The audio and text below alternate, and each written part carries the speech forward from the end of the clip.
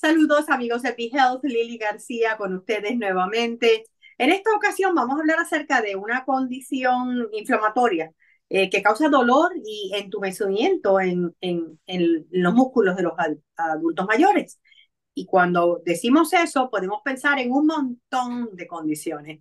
Esta no es una de las más comunes o de las que más se habla. Y me refiero a la polimialgia reumática. Y para contarnos un poquito más, tenemos con nosotros al reumatólogo, doctor Ricardo Gago. Bienvenido, doctor Gago, nuevamente. Ya es parte de la familia de Health.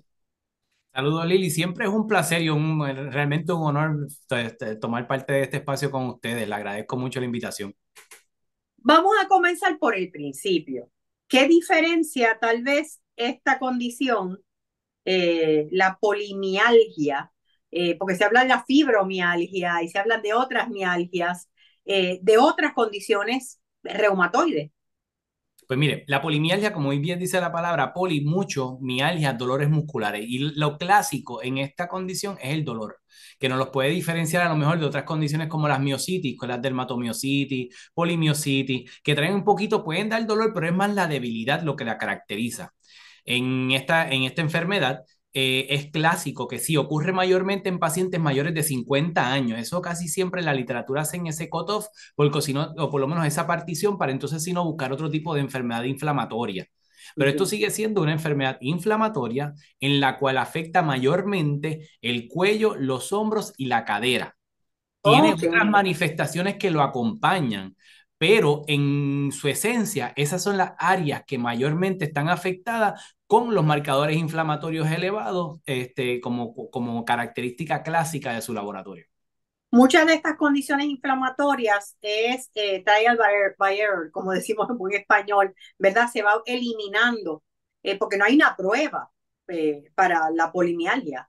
Definitivamente, la polimialgia es cuando descartamos muchas otras posibles causas y vemos un marcador inflamatorio, entonces como lo había mencionado, ya cada vez, mire, es la segunda causa de enfermedades inflamatorias en pacientes más de 50 años, siendo la artritis reumatoidea la primera. O sea que a mediados que se crea más conciencia y que llegamos a ustedes, ¿verdad? A estos pacientes por medio de estas actividades que ustedes nos han dado, esta gran oportunidad, es que logramos crear más conciencia y entonces creamos entonces diagnosticamos más y es que estas condiciones empiezan a aflorar y a tener la popularidad que, ¿verdad? Estamos viendo ahora. Y es ese cuadro doloroso, inflamatorio, en la cual, ¿verdad? El cuello, hombros, El, cadera. entumecimiento en el cuello, el dolor en los hombros, en la mañana es bien marcado, en las tardes también. O sea, tiene este patrón inflamatorio que en reposo el dolor se pone bien agudo con el calentar del tiempo y pasan, le estamos hablando de minutos holgados, no son 5 o 10, sino más media hora, 1 hora, 2 horas. Es que empieza a soltar un poco y les da un poco de funcionalidad, pero el dolor es bien incapacitante o es, por lo menos es bastante marcado y el paciente muchas veces llega a con ese dolor repentino y dice, caramba, porque eso es otra cosa interesante. Esto no comienza gradual y poquito a poco con el pasar de los meses. Ah, no. Desde esto en 1 o 2 días y hasta en varias semanas tienes ese dolor ya, la condición entera en su máximo fervor. Que eso lo diferencia a lo que sería una artritis regular, ¿no? Que es algo que es paulatino. Definitivo, las artritis, inclusive la artritis reumatoidea, comienza estos procesos inflamatorios y poquito a poco, con el cansancio, la fatiga, ¿sabes? Esta cosa como uno dice, este huracán sistémico tiende a Sí. tener a lo mejor un progreso más paulatino. Este es un progreso, como yo digo, un proceso viral. Al principio Esto es lo flash. empiezo a sentir y al otro día ya yo estoy con más dolor y así siguen pasando los días y lo sigo. Lo sigo teniendo eso sintomatología. No obstante, podemos tener manifestaciones articulares en las manos, podemos tener sus dolorcitos, lo que le llamo estas artralgias, y acompañado de esta inflamación, pero mayormente es ese dolor en cadera que el paciente te dice, caramba, para pararme me da un trabajo, un Claro. dolor, y inclusive los brazos no lo pueden subir más allá de la altura de los hombros. A ese nivel. A ese nivel. ¿Hay algo que predisponga a una persona para desarrollar esto? ¿Tiene una predisposición genética? ¿Hay otras condiciones que lo acompañen? Pues mire, en esto, esta, ¿verdad? Esta enfermedad sí, tiene su predominancia en lugares de los nortes, países europeos en la parte norte, parte occidental, Ok.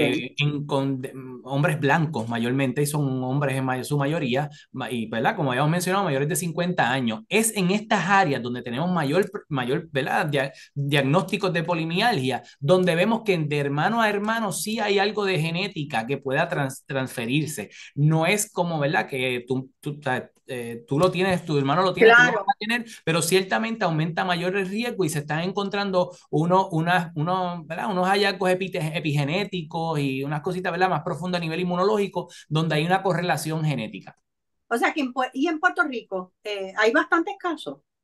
Se están detectando cada vez mayor, le digo, me están llegando muchos más casos referidos de inclusive los médicos primarios y de Mm. muchos fisiatras que encuentran estos dolores, que le dan estas terapias y a nivel de sonografía podemos ver estas inflamaciones, estas tendinitis, tenosinovitis, bursitis, que son clásicamente que pudiésemos ver en otras condiciones inflamatorias, pero entonces los marcadores están todos negativos y ese marcador inflamatorio, en particular el CRP, la proteína C reactiva, bien elevada. Y eso es bastante característico de la condición y fíjese que me los han enviado ya varias veces y a lo que me da mucha alegría, porque ciertamente es una condición que responde muy bien al tratamiento y le quitas el dolor al paciente, que no es algo que nosotros, ¿verdad? Siempre logremos hacer. Y Claro. oiga, de las satisfacciones de nuestra rama, mano, que podemos, cuando puedes quitar ese dolor, ¡Ave María, qué gusto! Darle calidad de vida a ese paciente. Definitivo. O sea que muchas veces sí puede tardar desde los primeros síntomas al diagnóstico final si la persona pues no encuentra el médico adecuado. Definitivamente esto es una condición en la cual yo he visto pacientes que llevan meses y años. Y, Ujú.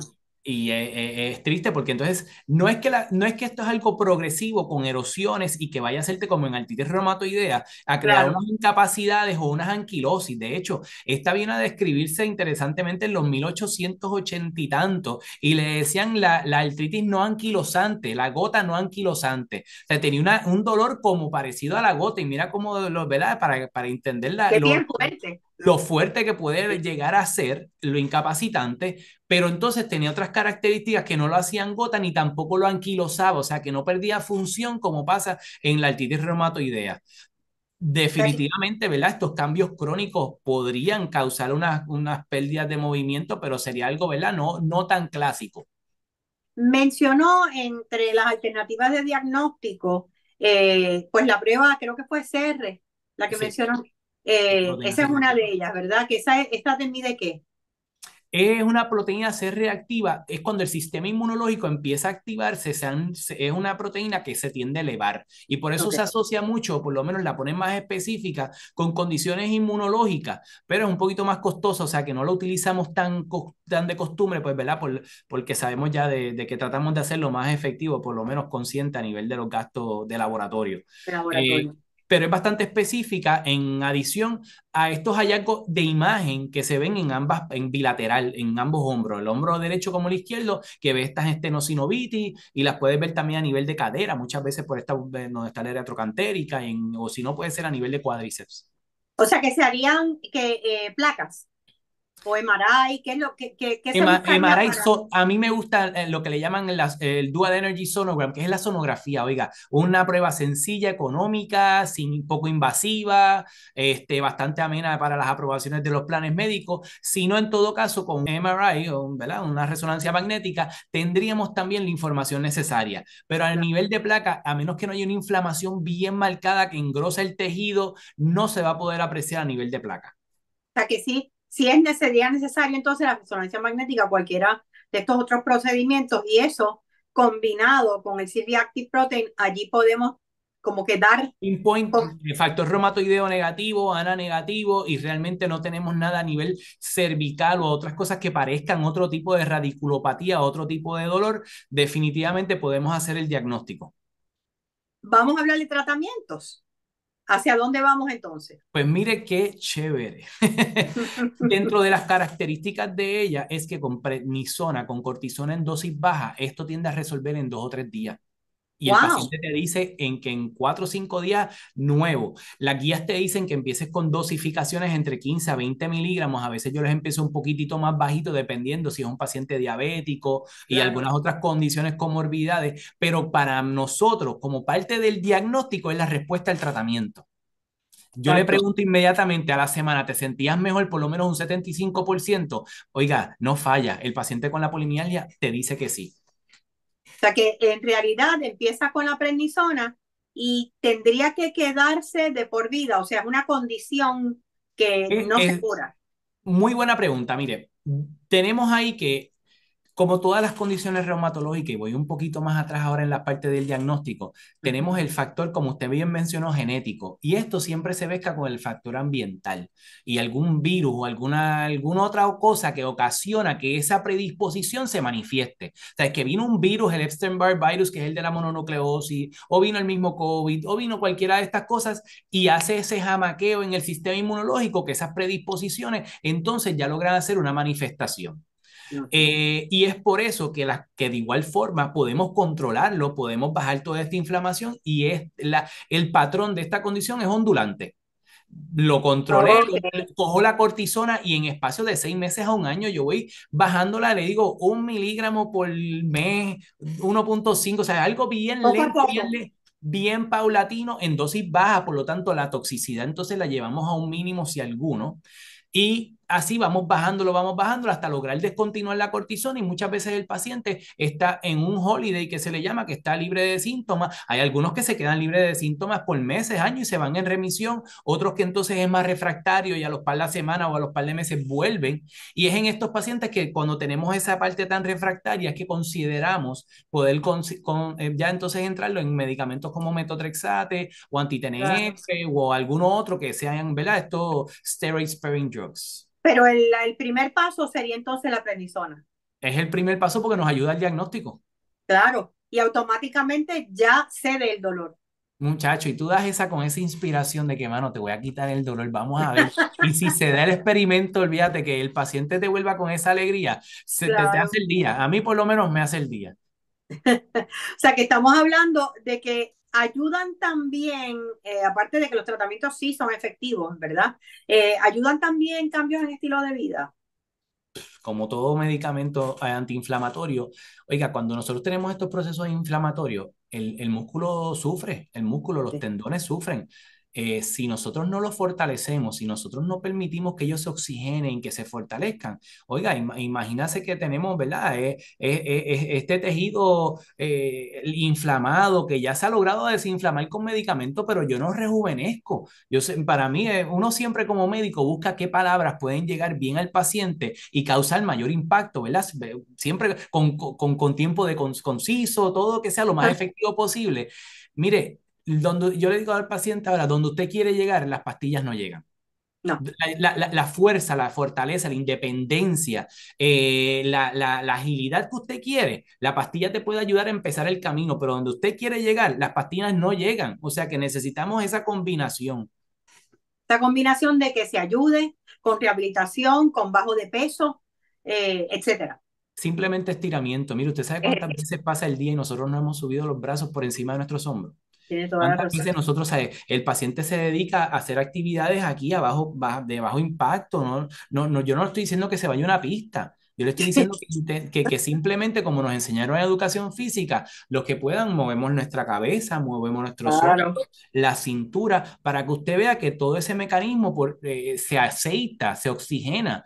El músculo que se atrofia, se acartona y duele. O sea que no quiero mezclar el dolor de decondicionamiento con el dolor de la polimialgia, porque entonces vamos a estar tratando falsamente otra condición que no es la polimialgia. Seguro. O sea, que no es tampoco que se manden. O sea, lo que estamos hablando es estiramiento, caminar, ejercicios de bajo impacto, pero que sí se ejerciten. movimiento, rango, mire, no es ni ejercicio, le digo a los pacientes, rango de movimiento de su extremidad. Yo se supone que el codo lo doble y lo estire, el hombro lo suba, lo baje y hacia el frente. Lo mismo Claro. con nuestras rodillas, con nuestros pies, con los dedos del pie. Simplemente tus articulaciones, aceítalas con el rango de movimiento, que así mismo los músculos que están alrededor también se oxigenan. Al yo moverlo, o recluto más sangre, recluto oxígeno y recluto nutrientes. O sea que, mire, sentado lo podemos hacer, no se van a perder ni un segmento de la novela. O sea que si estamos hablando, si es una persona mayor de 50 años, especialmente varones, que tienen unos dolores intensos en el área del hombro, en el área del cuello, en el área de las caderas, que no hay una razón de, qué sé yo, un trauma o algún ejercicio en particular que hayan hecho, vayan a su médico primario si es un dolor, ¿verdad?, que es difícil de tolerar Oiga, y y que muchas veces piensen, y perdona que y perdona que le no, interrumpe, no te esto preocupes. muchas veces pasa también de algún trauma o algún tipo de evento significativo. Muchas veces te dicen, mira, es que pasé por una, hasta emocional, oiga, que sabemos que el aspecto emocional influye, claro que sí. O sea, que Totalmente. todos estos aspectos pueden influir. Y quería mencionarles rapidito, hay una condición adicional asociada a ella, que hay algunos autores que entienden que es un mismo espectro, pero de severidad mayor, que se llama la giant cell arteritis o arteritis temporal. Esto es Ok, una inflamación de la arteria temporal, la cual te causa una visión doble. Y sin, ¿verdad? 20% de los pacientes con polimialgia pudiesen desarrollar esta condición, versus que los pacientes que tienen la arteritis temporal, 50% tienen polimialgia concomitante. O sea que se solapan, aunque hay unas ciertas características ya un poquito más específicas a nivel de marcadores de interleuquinas y un aspecto inflamatorio, pero es un espectro de una misma condición para muchos autores y uno siempre está, pendiente. si tratas una, estás pendiente de la otra y viceversa. Y se reconocen en particular porque una, el marcador inflamatorio es el doblemente alto, que es con la arteritis temporal, y esa te Claro. causa dificultad en la visión. Sí, mi mamá la padece Eso es una eh, emergencia, esa y sí hay que velarla. se le ha calmado precisamente con la prednisona. Ese es el go-to de los dos. Y después luego en la arteritis temporal, el tocilizumab es el medicamento de elección al momento. Claro, claro. Así que lo importante es que el paciente reconozca estos síntomas, vaya a su médico primario, diga que hay algo raro, que no es una artritis normal y posiblemente entonces un referido a un reumatólogo para que atienda esta condición. ¿Es correcto? Eso está muy cierto y le agradezco tanto el espacio para llegar al público y poder educarlos al respecto, oiga. Gracias, doctor Gago. Gracias siempre por colaborar con nosotros y por explicar en arroz y habichuela tantas condiciones que son tan importantes. Gracias a ustedes también por habernos acompañado y será hasta la próxima. Toma el control de tu salud con BeHealthPR.com y síguenos en nuestras redes sociales.